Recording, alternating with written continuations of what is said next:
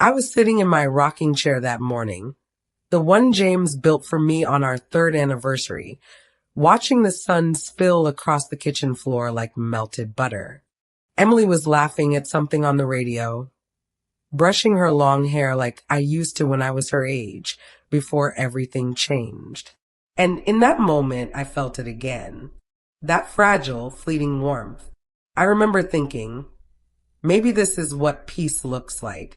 Maybe after all these years, the storm had finally passed. But then I saw her freeze.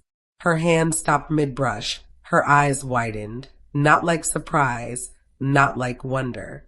No, it was the kind of wide-eyed silence that lives in your bones long after the sound is gone. I knew that look. I knew it too well. It was the same one I wore when I was just a girl. The same one I thought I'd never see reflected back in my child's face. I didn't ask her what happened. I didn't need to. Because in that breath, in that shattered stillness, I felt time twist. I was 9 again. I could smell the dampness of Aunt Ruth's cellar. I could feel the weight of his footsteps overhead. I could hear the way the stairs creaked whenever he came looking. And then I knew. I didn't scream. I didn't cry.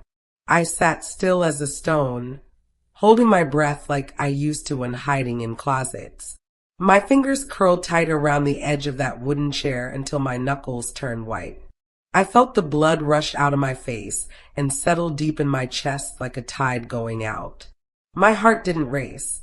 It slowed, calm like a quiet wind before the door slammed shut. I've lived through things I never told a soul. I carried them inside me like broken glass, tucked deep, so they wouldn't cut anyone else. I thought I had buried the past in silence, kept it from touching Emily. I thought I had saved her.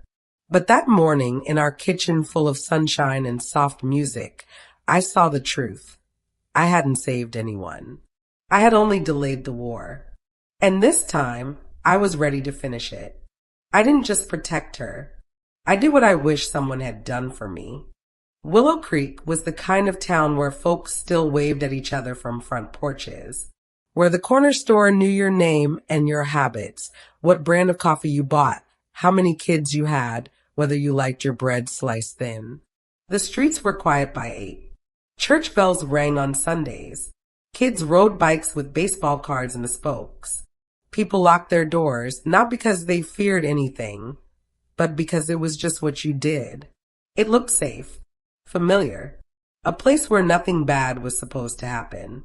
I grew up on the edge of that town, in a white clapboard house with peeling paint and a porch swing that never got fixed. Folks said we were a good family, respectable. My father worked at the lumber mill. My mother kept to herself. And when she passed, the neighbors brought pies and casseroles, whispering that I'd be taken care of. They were wrong. Evil doesn't wear masks in places like Willow Creek. It smiles at you from the church pew. It kisses your cheek at family reunions. It shakes your hand with firm grip and clear eyes. I know that now. I knew it then, too. It just took me longer to admit it. Before I continue, comment, let me know where you're watching from, and don't forget to subscribe to my channel. My name is Lillian Mae Carter. I'm 69 years old, and I live in the same weathered house my mother left behind. Faded green shutters, creaky floors, and the porch where I used to sit with my feet dangling, counting the cars that passed by like they were stars. It's strange, coming back to a place you once ran from. You'd think time would change it. But this house, it held on to every sound, every memory, like it had a spine and lungs of its own. You walk across these floors and you can still hear the echoes, my mother's humming in the kitchen, my father's boots at the door, and the silence that came after she was gone. This isn't just where I live now. It's where I became a mother. It's where Emily took her first steps, right there beside the fireplace. It's where she lost her first tooth, cried over her first scraped knee, fell asleep with her head on my lap during thunderstorms. There's a photo of her on the mantle, 9 years old, missing front teeth, freckles bright across her nose. I look at that photo every morning when I get up. And every morning, I thank God for her. Then I remember why I can't forgive myself. I've spent most of my life holding things in, learning when to speak and when to swallow the words whole. I was taught that way. Taught to be quiet. Taught that some things don't get talked about, especially in a family like ours.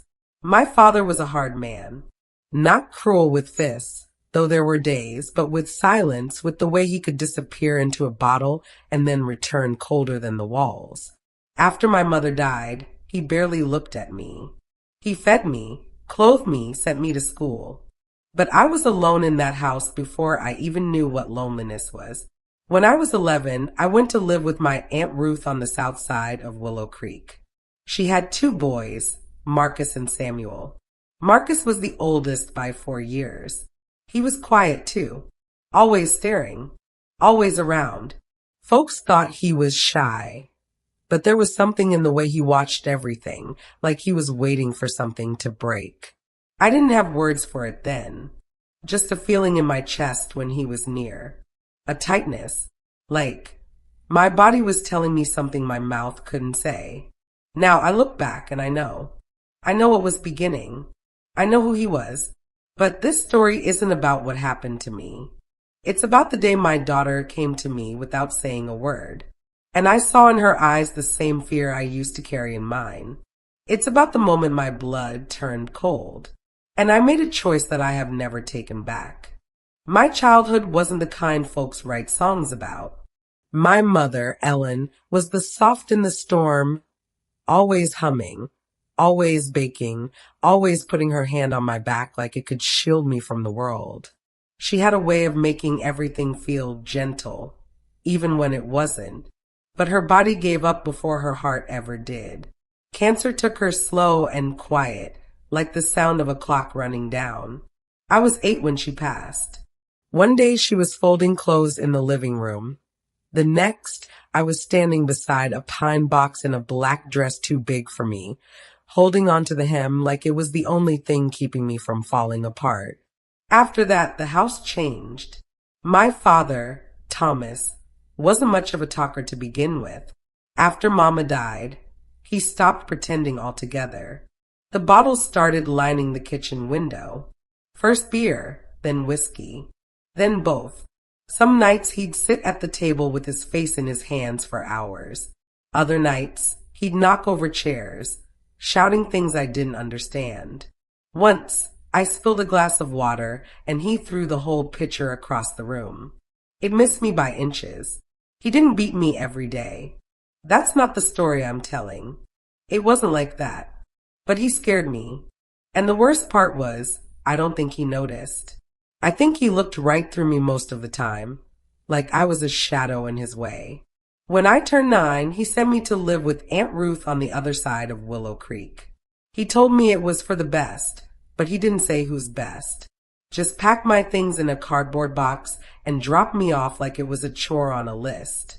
Aunt Ruth was his older sister, a church-going woman with a stiff jaw and a voice like a broomstick on tile. Short, sharp, always moving. She took me in without much warmth. I had a mattress on the floor in the room Marcus and Samuel used to share before Samuel left for the Navy. The walls were thin. The house smelled like mothballs and boiled cabbage. But it was a roof. And for a while, that was enough. Marcus was 15 when I moved in, 2 years older than me. He had this crooked smile he wore all the time, like he was always holding on to a secret. Everybody said he was a good boy, kept to himself, respectful, quiet. That's what folks like to say about boys who didn't cause trouble in the open. But I felt something twist in my chest whenever he looked at me. Something I couldn't explain back then. I just knew I didn't like to be in a room alone with him. He'd brush up too close in the hallway, sit too near on the couch, look at me too long when he thought no one was watching. I told myself I was imagining it. That's what you do when you're a kid and no one's ever believed you. You shrink yourself. You question your own gut. Marcus never raised his voice, never laid a hand on me in front of anyone. But every time he smiled, I felt like I was holding my breath. and I held it for years. I was 12 the first time Marcus tried to touch me. It was late, sometime after midnight. The house was quiet. Aunt Ruth had gone to bed early after one of her headaches, and the television downstairs was still humming. I was on my mattress, curled up under the patchwork quilt my mother made me before she got too sick to sew. I remember the sound of the door easing open. That soft creak, the kind that doesn't wake up the house, but sends a chill straight through your bones. I didn't move. At first, I thought maybe it was Aunt Ruth checking in. She rarely did, but something in me hoped. Then I felt the floorboard shift. The shape in the doorway wasn't small and careful. It was slow, sure of itself. I turned my head just enough to see Marcus standing there, his face half shadowed, wearing that same crooked smile. He didn't say a word. I remember every second like it's been carved into my skin. The way my stomach clenched, the way my breath caught in my throat. He knelt beside me and reached out like he was picking something up. And in that moment, something snapped in me. I kicked hard, screamed louder than I ever had in my life. Aunt Ruth came rushing in, her face already angry before she heard a word.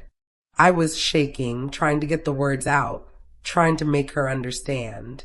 And then she slapped me, right across the face, so hard my ears rang. "Don't you dare lie about your cousin," she hissed.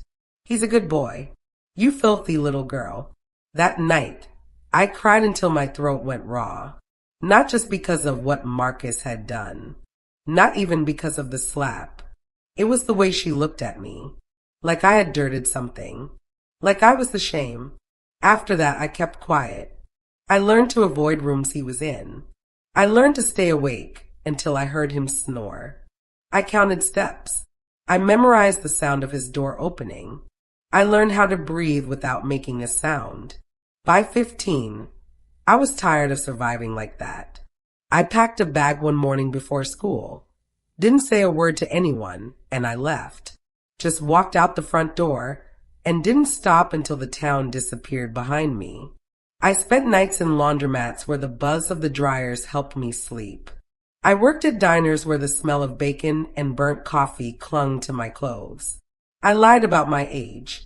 I swept floors, washed dishes, anything that gave me a reason to keep going. Nobody believes a girl who runs.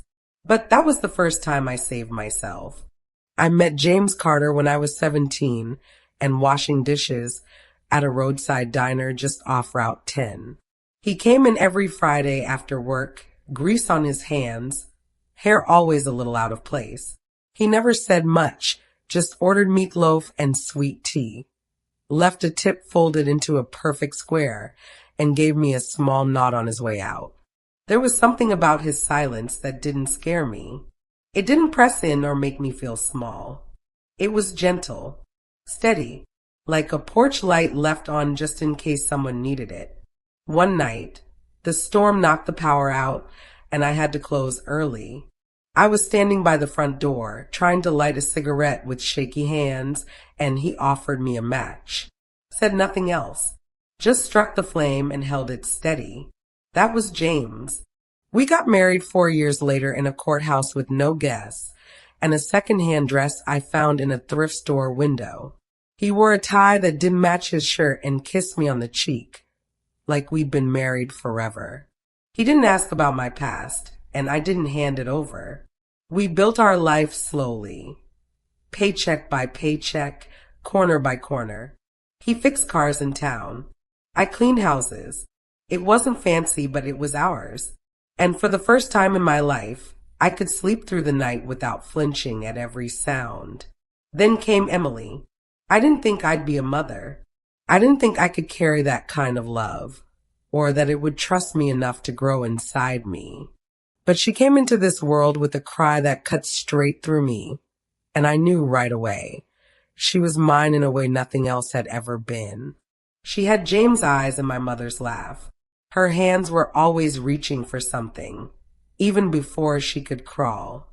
And when she said "Mama" for the first time, I cried so hard I scared her. Emily was light, pure, warm light. She made the house feel soft. She made me believe that maybe the pain I came from didn't have to be passed down like a name. That maybe I had broken it, finally. Maybe love could start fresh with her. I used to watch her sleep sometimes, her breath slow and peaceful, her fingers curled into the edge of her blanket, and I'd whisper, "You're safe now." I'll make sure of it. I meant it with every part of me. The years that followed were quiet in a way I hadn't known was possible. I went to night classes, studied hard, and became a nurse by the time Emily turned 5. It wasn't easy, not with work, bills, and a child to raise, but James supported me every step, even on the days when his own hands ached too much to hold a wrench. I worked long shifts at the county clinic, and every time I came home to see Emily asleep with her sketchbook still open on her lap, I felt like I was doing something right. She was a quiet child, thoughtful, gentle, always humming while she drew. She had this way of looking at the world that made it feel softer, like she was carrying a secret joy the rest of us had forgotten how to hold. She loved animals, especially birds. She'd sit for hours on the porch with a book in her lap and wait for the cardinals to land in the oak tree.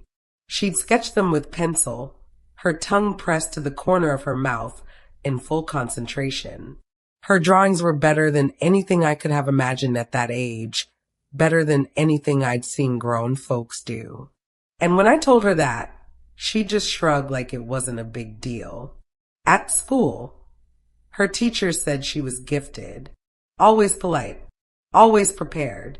She got straight A's, brought home ribbons and certificates, but never made a fuss about any of it. She didn't need to be the center of attention.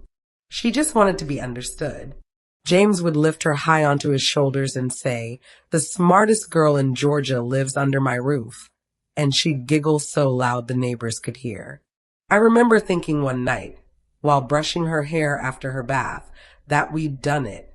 We'd really done it.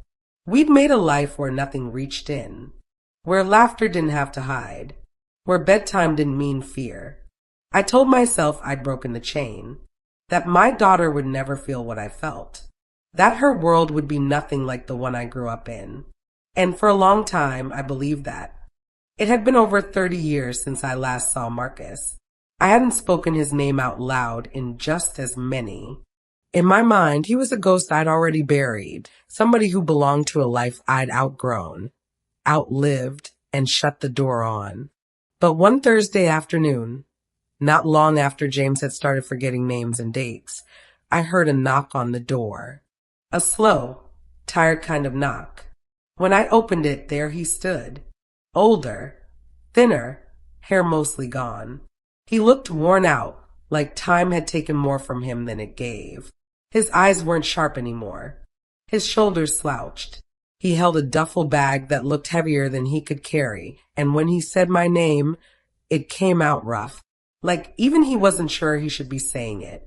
He told me he was sick, that he'd been sleeping in his car for weeks, that he hadn't eaten a real meal in days.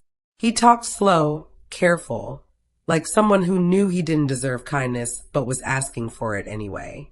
Before I could speak, James came up behind me. He squinted at Marcus like he was trying to place a memory, then smiled and said, "Your family. Come on in." I wanted to say no. Every bone in my body told me not to let him cross that threshold. My stomach turned the day he stepped into my home. But I kept thinking maybe he changed. Time does things to people. Maybe sickness softened him. Maybe losing everything stripped him down to something better. James insisted we give him the guest room, said it was the right thing to do. He'd always believed in second chances, always trusted people more than I ever could. And with his mind slipping little by little, I couldn't bring myself to argue. So I let Marcus stay. For a week. Then 2. He kept to himself mostly, helped with chores, ate quietly, spent most of his time in the backyard, smoking rolled cigarettes and staring at the trees. I watched him the way I used to watch storms roll in, waiting to see if it would pass or break something. I told myself I was being cautious, careful, But deep down, I think I already knew. It started small. Emily stopped humming while she drew.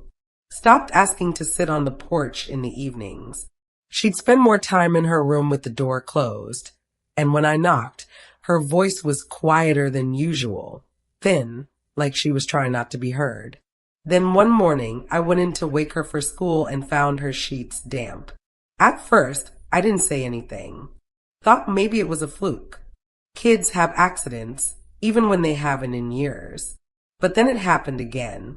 And again. She began flinching when touched, just a hand on the shoulder, a brush of fingers against her back, even from me. Her eyes darted around like she was waiting for something. She wouldn't meet my gaze for more than a second. I asked her what was wrong, gentle as I could. She shook her head and said she was tired. That was it. Just tired. One afternoon, while folding laundry, I noticed something sticking out from under her bed. It was a sketchbook, her favorite kind, spiral-bound with thick paper. She usually left it out, pages filled with birds, trees, her dreams. This one was different. I sat on the floor and opened it slowly. The first few pages were normal, doodles, faces, some flowers. But then I turned to a drawing that stopped my breath. It was her bedroom, done in pencil, detailed and careful. And there, standing in the corner of the room, was a tall figure. Page after page she'd drawn him, sometimes standing near the bed, sometimes right above it, sometimes with his hand outstretched. His face was never clear, but I didn't need it to be. It was Marcus. I held that book in my lap and stared until my vision blurred. I couldn't scream. I couldn't cry. I went cold. Every memory I'd spent years pushing down came rushing back. Not as images, but as feeling. That same tightness in the chest. That same helplessness. That same silence. And now it was in her. In my daughter. I sat there, clutching those pages, feeling something inside me start to shift. It wasn't rage. It wasn't panic. It was stillness. The kind of stillness that only comes when a decision has already been made. That night, after Emily had gone to bed, I sat beside her in the dark, the sketchbook still in my hands. I waited until her breathing evened out, until I knew she wasn't pretending to sleep. And I asked her, quiet as I could, Emily, baby, has Marcus ever touched you? Has he done anything to make you feel scared? There was a long pause. She turned her face toward the wall. Her voice was barely a whisper. He says I'll be taken away if I tell. My heart stopped. I didn't breathe. I couldn't. I didn't push her for more. I didn't need her to say anything else. That one sentence told me everything. Told me what had been happening while I cooked dinner, while I folded towels, while I laid my head down thinking my daughter was safe under this roof. I kissed her forehead, pulled the blanket up to her chin, and left the room without making a sound. The next morning, I made breakfast like I always did. Eggs, toast, and grits the way James liked them. I handed Marcus his plate without saying a word. He smiled and said thank you, like nothing had happened. That was the last full meal he ever ate. I didn't rush it. I didn't shout. I didn't hit him or scream or call the police. I went to the medicine cabinet in the laundry room, the one I kept locked for safety. I ground up a small amount of a certain powder I knew well, one we used in the clinic in exact, careful doses, harmless in trace amounts, deadly when given the way I gave it. Slow, quiet. Over the course of 2 days, the first night, he complained of stomach pain. I told him it was probably something he ate, gave him water, sat across from him while he drank it. The second night, he could barely keep his eyes open. His breathing was shallow, his forehead damp. He didn't wake up the next morning. James thought it was a stroke. He cried. I held his hand and nodded, pretending to be just as shocked. I watched as the coroner took Marcus's body from my house, zipped into a black bag, and I didn't feel relief. I didn't feel proud. I just felt still. It wasn't justice. It wasn't the law. But it was what I had. After the coroner left and James went to lie down, his memory already slipping back into gentler times, I went into Emily's room. She was sitting on the edge of her bed, knees pulled up, arms wrapped tight around them. She didn't say a word when I walked in. She just looked at me with those wide, waiting eyes. I held out my hand. She placed the sketchbook in it without a sound. I didn't open it again. I didn't need to. I carried it out to the backyard, past the rusted swing set, past the flower bed that never took. I lit a match, struck it against the brick wall, and dropped it onto the paper. It caught quick. Pages curled and turned to ash. Bits of charcoal floated up and disappeared into the evening air. That sketchbook held everything I never wanted to see on her face, everything I thought I'd left behind. And as it burned, I stood still until the last page was gone. Then I went inside. There's a small camera near the front porch James had installed years ago, when he still remembered where the wires went.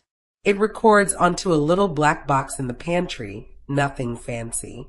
Just motion-triggered clips and blurry images. I deleted every second. Every click of the keyboard felt final, like I was wiping away footprints in snow.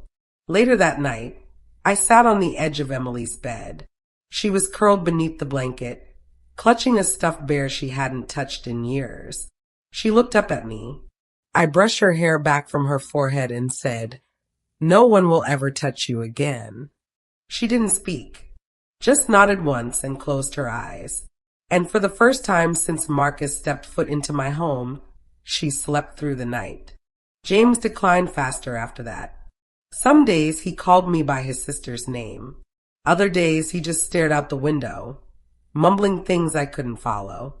He stopped shaving, stopped noticing when the seasons changed. He forgot where he put his shoes, then forgot what shoes were for. Eventually, he couldn't hold a fork, couldn't find the bathroom on his own, couldn't remember Emily's name. He didn't remember Marcus, not the visit, not the meals, not the funeral. It was like that chapter never touched him at all. And maybe that was a kindness. I never corrected him. When he asked where that guest went, I told him Marcus had found a place to stay. When he looked confused at the empty chair by the window, I said someone must have moved it.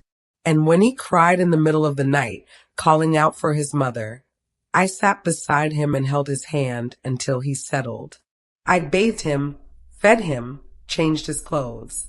I whispered soft stories from our early days, about the night we danced in the kitchen, the time the car broke down in the rain, and we laughed until our clothes stuck to our skin. He'd smile sometimes, like some part of him still held the memory, even if the words were gone. All the while, I carried the truth like a stone in my pocket. I'd think about it sometimes in the quiet, when the house went still, when James slept soundly beside me, when Emily walked through the kitchen humming again like she used to. I never let the thought linger too long.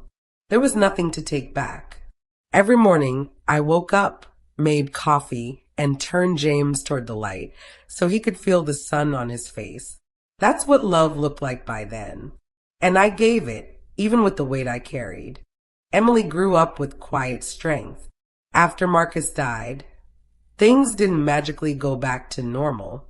That's not how pain works. But little by little, the pieces started settling into something new.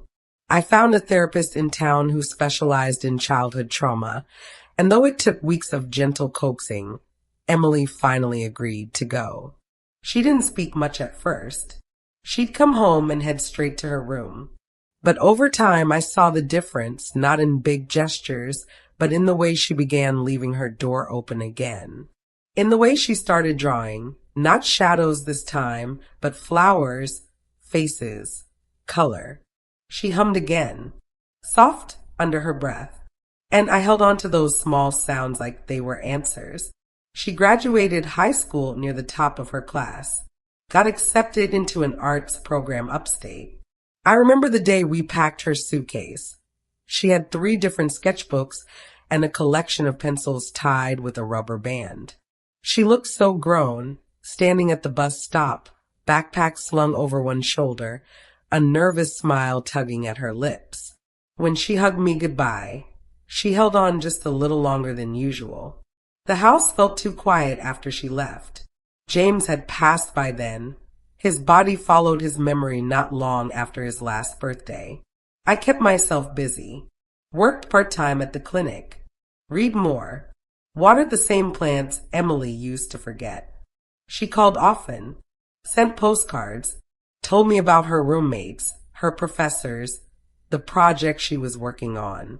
She didn't bring up the past, and I didn't ask. It was an unspoken understanding. We'd survived it together, and that was enough. Years passed. On her 27th birthday, she came home for the weekend. We sat out on the porch, the same one where she used to draw cardinals. The sun was low, and everything smelled like lilac and dirt. She handed me a cup of tea, sat beside me, and was quiet for a long time. Then she said it. I knew you did something, and I love you for it. She didn't look at me when she said it, just stared out at the trees, like the words had been waiting for years to land somewhere. I didn't answer right away. My hands were steady, but my chest felt tight. Not from fear, from something quieter than that. I reached over and placed my hand on hers. We didn't need to talk about it. She knew, and she was still here. I don't know who'll ever hear this. Maybe no one. Maybe only Emily years from now, long after I'm gone and this house is quiet for good. But I need to say it out loud once. I am not proud, but I am not sorry. I've spent most of my life carrying things no one could see. Bruises on the inside. Silence where there should have been protection. And when it came back for my daughter, when I saw the same fear in her eyes that I'd once carried in mine, I couldn't stand still.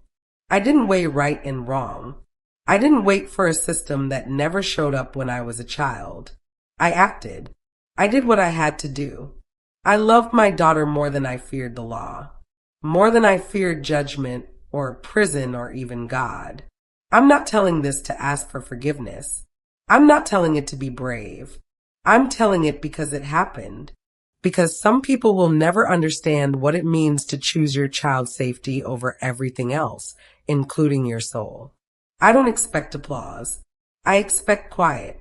Emily, if you ever hear this, know that I didn't do it out of anger. I did it out of love. You were my light in a house I once thought would stay dark forever. And I would do it all again. Every last bit. Just to keep you safe. If you believe that silence isn't safety, if you've ever stood between someone you love and the kind of pain the world refuses to see, then you understand the weight of it. You understand what it means to carry a secret, not because you're ashamed, but because protecting them meant protecting the story, too. You know how heavy it is to stay quiet for years, only to realize that staying quiet was never peace, it was survival. To help us keep spreading these meaningful stories, please support the Grandparents Archives channel by subscribing, liking this video, and sharing it with your loved ones. I want to sincerely thank the founder of Grandparents Archives for giving me this opportunity to share my experience. Stay tuned for more touching stories on Grandparents Archives, and thank you all. I'll see you again.